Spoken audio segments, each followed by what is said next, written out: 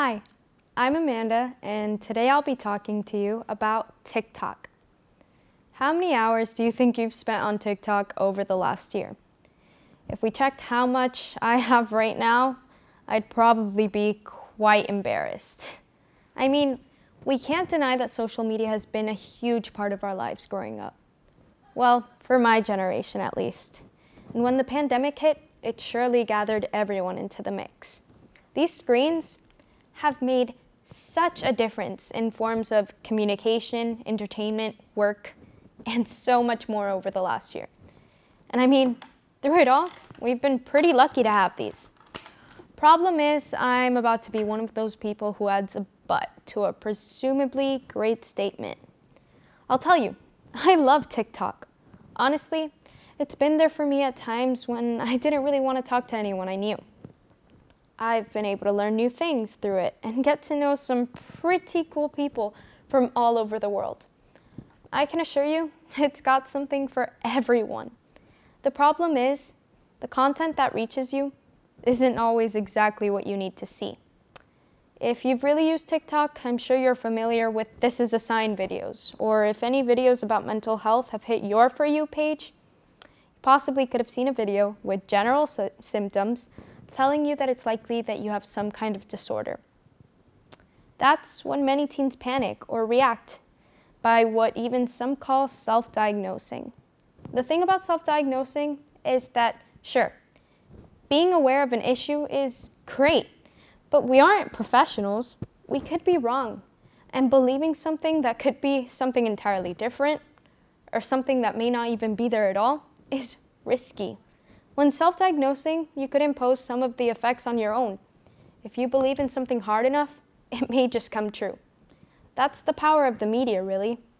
People and sites that you're barely even aware of can get you to believe and act on so many things.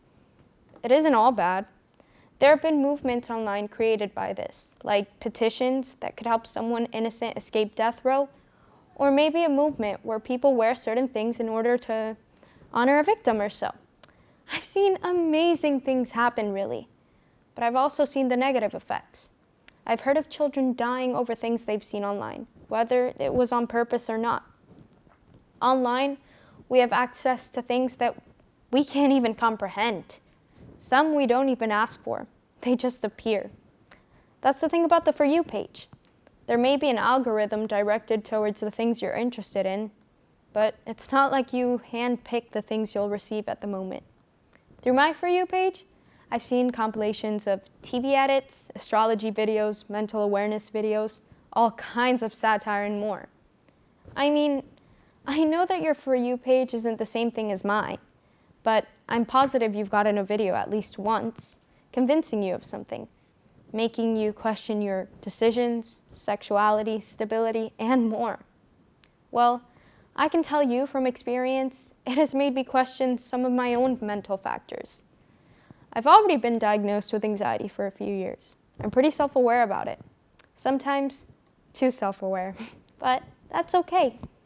For some time now, I've had videos appear that have even at times convinced me I could possibly have disorders, such as borderline personality disorder or bipolar disorder. It's kind of scary to admit. I've had videos appear, as have hundreds of thousands of other teens, stating some of the general signs of such disorders like fear of abandonment and mood swings, which could actually be a sign of more than a few things, but it's good to be aware that there could be a problem. The issue is getting attached to the problem. There's an excess of romanticizing issues like this at the moment through the media. People are romanticizing and glamorizing ideas of substance abuse, mental disorders, trauma, and more. These are real things, not a plot line. It's even been brought on TikTok through romanticizing characters such as Effie from Skins and Rue from Euphoria. Both are teenagers who have had issues maintaining stability through drug dependency, mental issues, and love crises. It's a sad truth that there are people my age going through stuff like this and more. But we shouldn't romanticize it or make it the new normal through its aesthetic. It's not the way creators chose to express it, though. It's about how the audience processed it. As long as something becomes a trend, it gains power through each and every person that listens. In this case, our audience has been embracing all that is raw in emotion, the beauty in the imperfect, and wanting to impersonate it. It's human nature. Life in the media changes us. It's seeing something and wanting it, but it isn't right. Some people aren't meant to be exposed to this, and we're constantly growing and we grow through it. We're inspired by all sorts of things and people. We get to process some of the really great things as well, though. TikTok is full of influencers who are meant to motivate their audience through body positivity, workouts, motivational speeches, and general education. I've learned all sorts of things having to do with spirituality, astrology, and personal growth. TikTok even inspired me to let go of my fear of people's judgment and expose some of my talents, such as singing. It has gone really well, and I even created an account on Instagram for those who would like to continue watching me in my journey of performing. Of course, change is inevitable, but I owe a percentage of my growth in the past year through things I've learned on other people's platforms, and I'm proud of the person I've been becoming.